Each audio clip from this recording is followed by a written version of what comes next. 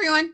Thanks for tuning into my channel. I'm Kidest, and this is where I share tips, insights, guidance on consciousness evolution, expanding your consciousness, stepping into your full personal power and all of that good stuff. And in this post, I want to touch on the value of knowing yourself so that you can maintain an empowered sense of identity, regardless of what, environmental settings that you go into. Now, what inspired this post was, I was making lunch, as I do. And I was remembering this episode I watched on, I think it was either Shark Tank or a Dragon's Den. Dragon's Den is like the Canadian and UK version of Shark Tank in the US. And it was one of those shows. And the conversation stuck with me because the story of the woman who was pitching her business, her, I think, profitable business, was this woman who had immigrated into the country. I don't know if this was in the US or Canada. She had immigrated from somewhere, and I think she was a lawyer or something, and her legal credentials weren't transferable to the country she was in now, as is the case for a lot of different professions that, you know, come from another place, whether it's being a lawyer or a doctor, unless you're trained in the country that you're practicing in, the transfer of those skills, as of now anyway, isn't like a direct one-to-one type of transfer. So she came to the country and, couldn't keep doing what she was doing in the country that she had immigrated from. And so she went about, getting a business license and launching this business and establishing something in her new community that was, useful.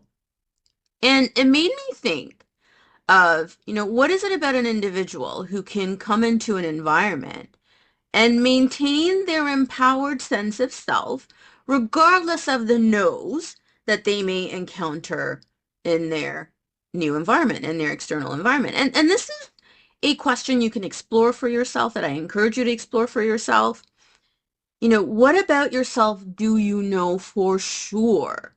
What self-awareness, what self-assessment, what sense of accomplishment have you arrived at that regardless of the situation, the circumstance, the environment that you step into, you're able to maintain a sense of an empowered self?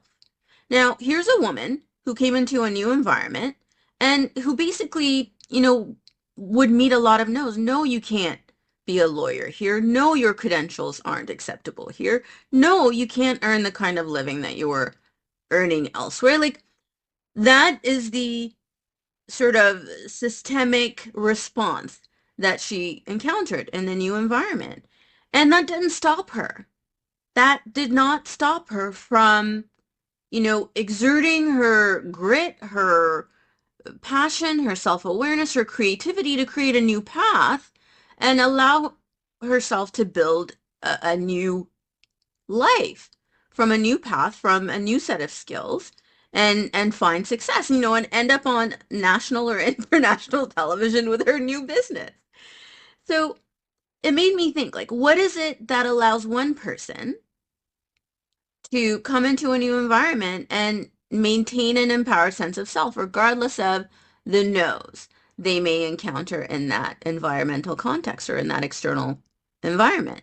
And, what is it about someone else who can come into that same kind of obstacle, if you will, and they end up assuming a less empowered sense of self, a sense of self that says, well, I can't be, you know, who I was here. I'm not allowed to be. And they just sort of rest in that. Now, everything I teach is to help you come from that sense of empowered self that the woman in my first example found.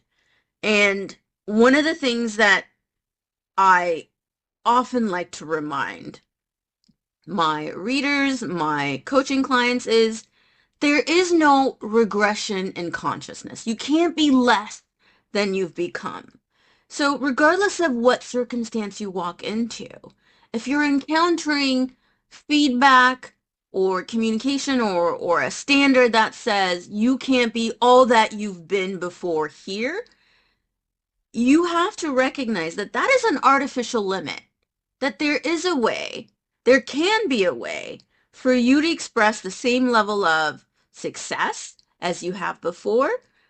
It might just look different in the new environment. So I want to emphasize and I encourage you to explore your beliefs about, if you believe that, if you've arrived at some level of success, if you've arrived at some level of self-expression, if you've arrived at some level of skillfulness where you've developed your, you know, cognitive behavioral processes to reach a new level of self-expression, if you've gotten there, nothing can take that from you, regardless of what you encounter. That is within you. That is an embodied stance. That is a neurological change. That is just a locked in change that no one can take unless you allow it. So what I emphasize is that there is no regression. There is no de-evolving. Even if we have a language that may imply that, there's no such thing in consciousness. There's no becoming less. There's no regression. There's no going back once once you've passed a certain threshold of self-expression. So I encourage you to explore your sort of mental model, your assumptions, your beliefs about whether or not the environment can dictate to you who you can become, regardless of what you walk into. Do you dictate to the environment who you are? Do you say, this is who I am, this is what I've accomplished, this is what I've achieved, and this is mine? Come what may, no one can take this from me. I've arrived here. I made effort. I applied myself. I got to this level of self-expression. I got to this level of success. And if I'm in a situation that's saying you can't be that anymore, I'll find a way. I'll find a new way to express what I've been able to express.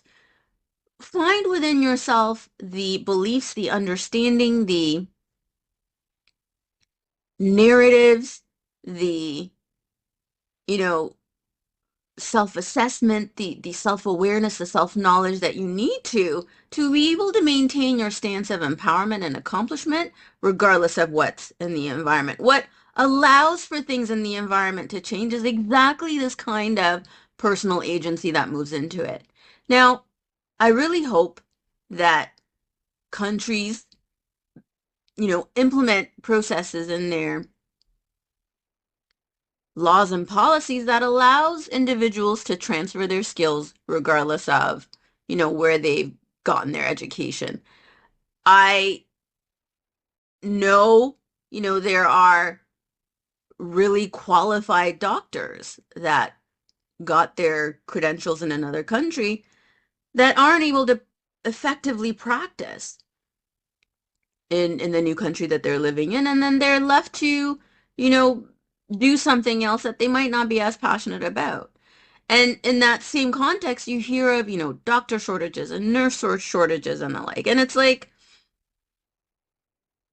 yes, these policies are there to safeguard, the integrity of whatever the field is, but particularly with roles and skill sets of that nature, you can definitely transfer and learn and spend a few years of educational training or even internship to, catch the individual up to the standards of practice in the new country. That's a tangent sort of from watching that episode and having that thought of like, oh, that's too bad. Like, here's a passionate woman who would definitely be effective as a lawyer in the new country, but because of the things that are in place, she can't do it and has found a path to success on her own.